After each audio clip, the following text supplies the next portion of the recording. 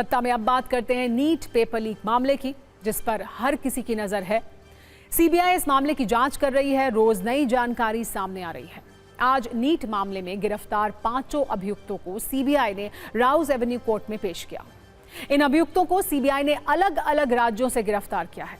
महाराष्ट्र के नासिक से शुभम खैरनार, राजस्थान के जयपुर से मांगीलाल बिवाल, यहीं से विकास बिवाल और दिनेश बिवाल को भी पकड़ा गया है, जबकि यश यादव को गुरुग्राम से गिरफ्तार किया गया है।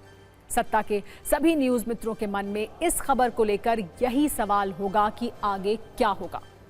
23 लाख बच्चों के भविष्य का क्या होने वाला है, उनके सपनों का क्या होगा।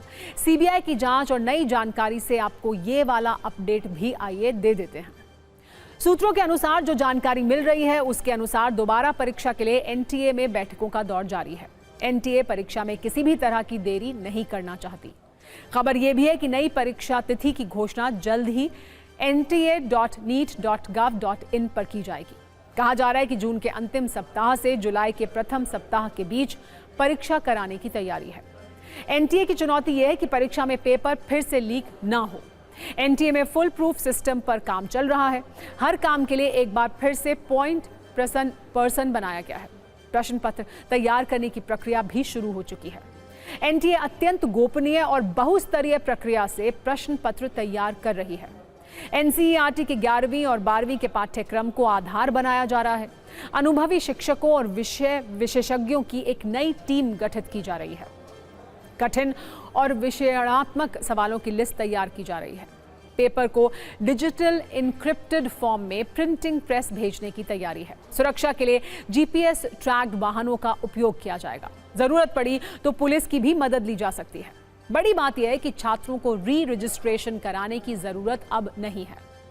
नीट पेपर लीक मामले में सीबीआई की अभी तक की पूछताछ में पैटर्न की कई कड़ियां अब सामने आ चुकी हैं। सीबीआई एक एक पहलू की जांच कर रही है। सीबीआई ने 5 अभियुक्तों की बैंक डिटेल के लिए संबंधित बैंकों को लेटर भेजा है। सीबीआई ने अभियुक्तों के अकाउंट की जानकारी मांगी है। अभियुक्तों के पास से जब्त डिजिटल डिवाइस मोबाइल को सीएफएसएल के पास भेजा गया है। सीएफएसएल के जरिए डिलीटेड चैट और मैसेज को रिट्रीव करने की कोशिश की जाएगी। इतना ही नहीं, सीबीआई की साइबर यूनिट चैट भेजने के वक्त की लोकेशन पता करने में भी जुटी है। इसके अलावा 5 अभियुक्तों की कॉन्टैक्ट लिस्ट में मौजूद लोगों के कॉमन कॉन्टैक्ट की भी लिस्ट बनाई गई है। इनकी पहचान की जा रही है। चैट हिस्ट्री और डिलीट डेटा को रिट्रीव करने के लिए लिस्ट बनाई गई है।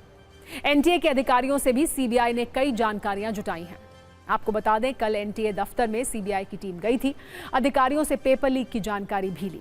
पेपर को तैयार करने, उसको छापने, पेपर को सुरक्षित रखने और एग्जाम से पहले पेपर को अलग अलग राज्यों में भेजने में शामिल लोगों की भूमिका के बारे में पूरी जानकारी ली गई।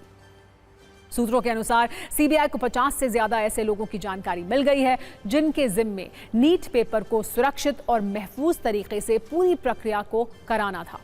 सूत्रों के अनुसार सीबीआई ने उन तमाम लोगों की भी फाइनेंशियल डिटेल्स बैंकों से मांगी हैं।